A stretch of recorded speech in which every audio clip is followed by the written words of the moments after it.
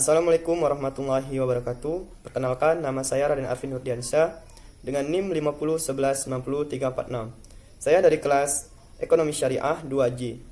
Baiklah, di sini saya akan menjawab pertanyaan UTS mata kuliah pengantar manajemen dengan dosen pengampu yang terhormat Pak Z Haryanto SHMH. Baiklah, langsung saja saya akan menjawab pertanyaan yang pertama, yaitu apa yang Anda ketahui tentang manajemen dan apa arti pentingnya mempelajari manajemen. Yang pertama itu kita harus tahu pengertian manajemen. Manajemen adalah seni menyelesaikan pekerjaan melalui orang lain.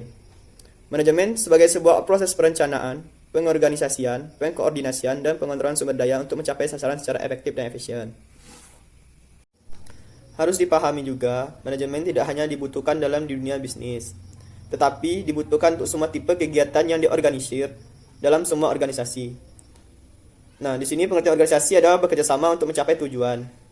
Kita pasti sudah mendengar dunia bisnis. Ya, dunia bisnis itu yaitu seperti perusahaan-perusahaan, pabrik-pabrik, perkantoran, restoran, dan yang lain yang sifatnya bisnis menghasilkan uang. Ini semua membutuhkan manajemen, dan tidak di dunia bisnis saja yang membutuhkan manajemen. Di semua tipe kegiatan, baik itu di masyarakat, seperti gotong royong, pada acara-acara, bahkan di ruang lingkup keluarga kita pun pasti membutuhkan manajemen. Baiklah, selanjutnya itu apa arti pentingnya mempelajari manajemen bagi mahasiswa? Menurut saya, mempelajari manajemen itu sangatlah penting. Sebab kita sebagai mahasiswa dan sebagai calon pengusaha muda, sangatlah penting untuk mempelajari manajemen. Karena dengan kita mempelajari manajemen, maka tujuan-tujuan yang akan kita capai, baik untuk kedepannya itu, akan tepat sasaran, baik secara efektif dan efisien. Yaitu secara efektif berarti bahwa tujuan dapat dicapai sesuai dengan perencanaan, sementara efisien, tujuan itu dapat dilaksanakan secara benar, terorganisir, dan sesuai dengan jadwal. Baiklah, selanjutnya saya akan menjawab pertanyaan yang kedua, yaitu andaikan Anda seorang pengusaha yang akan mendirikan suatu perusahaan, jelaskan tahapan tujuan perusahaan mulai top manajemen hingga low manajemen, dan jelaskan arti peranan penting manajer dalam suatu organisasi. Baiklah, di sini saya akan menjawab. Dalam manajemen, kita akan mempelajari mengenai pembagian tanggung jawab. Untuk melihat itu, untuk memperjelas itu, saya sudah mempersiapkan piramid tingkatan manajemen. Yang terbagi dalam yang pertama itu manajemen puncak atau top manajemen. Yang kedua itu manajemen menengah atau middle manajemen. Yang ketiga itu manajemen lini pertama atau low manajemen. Baiklah, saya akan menjelaskan satu-satu mengenai pembagian manajemen, mulai dari top manajemen, middle manajemen, dan low manajemen. Yang pertama itu top manajemen. Top manajemen adalah manajemen puncak yang memimpin suatu organisasi atau perusahaan yang secara keseluruhan agar membentuk tim kerja yang baik. Yang kedua itu middle manajemen. Middle manajemen atau manajemen menengah merupakan penghubung antara manajemen puncak dan manajemen lini pertama, yang dimana dalam profesinya yaitu untuk membawahi dan mengarahkan kegiatan para manajer lainnya, atau bisa juga karyawan operasional, sebagai contoh seperti manajer cabang, kepala pengawas, kepala bagian, dan lain-lain. Nah, dan yang terakhir itu low management. Manajemen lini pertama atau low management harus memiliki kriteria seorang pemimpin yang bertanggung jawab memimpin dan mengawasi tenaga operasional. Manajemen lini pertama berhubungan langsung dengan tenaga operasional atau karyawan, contohnya adalah mandor dalam pabrik dan lain-lainnya.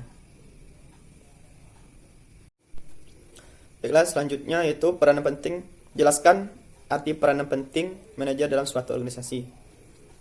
Peranan seorang manajer dalam suatu organisasi itu sangatlah penting, karena keberadaan seorang manajer menjadi motivator bagi karyawan-karyawan dan salah satu ujung tombak dari keberhasilan suatu organisasi.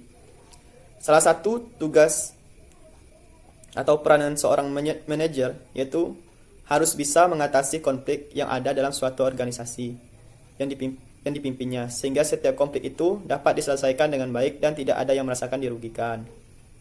Manajer adalah seorang yang bekerja melalui orang lain dengan mengkoordinasikan kegiatan-kegiatannya guna mencapai sasaran suatu organisasi. Posisi manajer menjadi sangat krusial bila direktur atau deputi dan diharapkan mempunyai peranan dalam meningkatkan serta menjaga keseimbangan dalam suatu organisasi. Seorang manajer dalam melakukan tugasnya menjamin ketersediaan, keakuratan, ketepatan, dan keamanan informasi serta pengaturan organisasi yang baik, serta dibutuhkan oleh suatu organisasi untuk mencapai tujuan organisasi, sekaligus meningkatkan eksistensi organisasi di tengah-tengah lingkungannya. Keberhasilan menjalankan tugas ini mensyaratkan manajer mempunyai kemampuan multidisiplin seperti dalam bidang teknologi, bisnis, manajemen, serta kepemimpinan.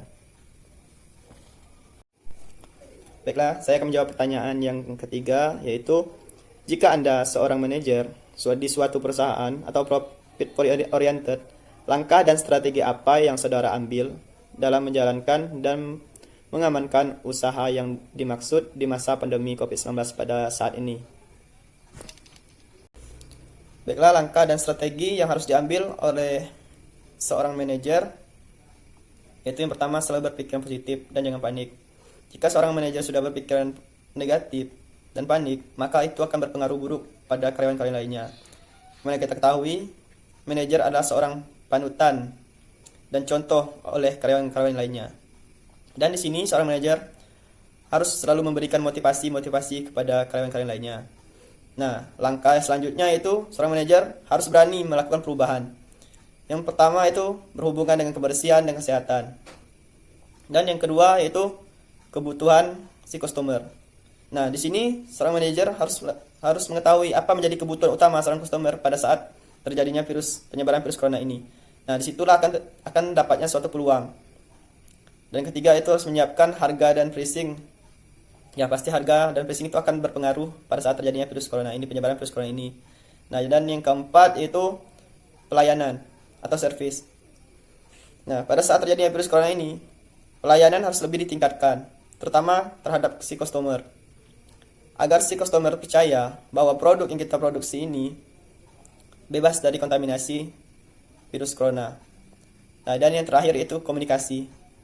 Harus selalu menjaga komunikasi baik terhadap bawahan, karyawan, dan si customer, agar manajer tahu apa menjadi kebutuhan penting oleh si customer tersebut.